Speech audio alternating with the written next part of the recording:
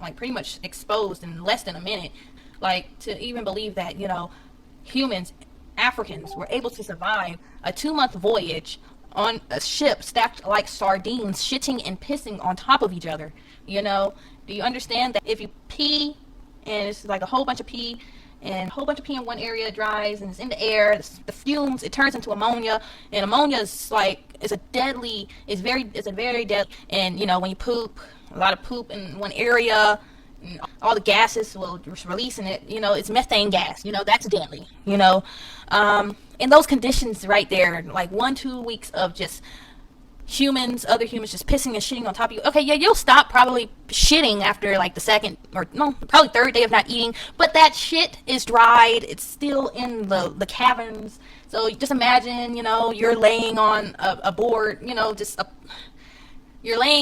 chained up to your dang tribal members. You're chained up. You got a row that's on top of you and they're chained up, and you got a row below you, and you all released all of your waste. Okay, you released all of your waste within the your first 3-4 days. Okay, and the poop has dried on the wooden planks, the boards. It's all in the cracks.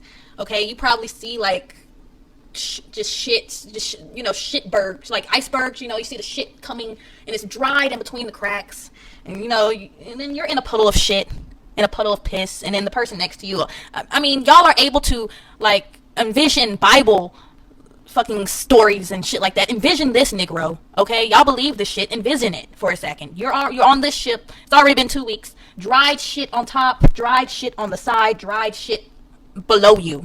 Because come on, they wasn't letting you guys up to shit in the corner.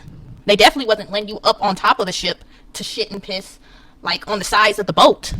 So like it had to been like that.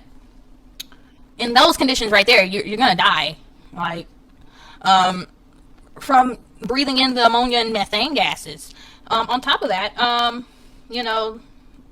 they didn't have enough porridge, slop, goop, whatever they were feeding the slaves to feed over 200-300 people, unless they had like barrels and barrels of grain and was some using type of process to purify the ocean water to make porridge. Like, what was the slaves eating through the whole 2 month voyage? What were they eating? What were they drinking?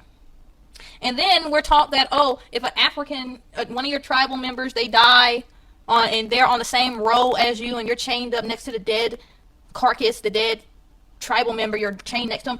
They were supposedly the slave driver, a slave master, whatever. They were too lazy to take the one dead African off the chain. So instead, they would take the whole row, march them on up, and make them jump ship, walk the plank, whatever. So that's a whole bunch of cargo just being dumped into the ocean. So it's, I say a good 80% of the slaves, or even 90, did not make it. Like, if you think about the shit they're telling us.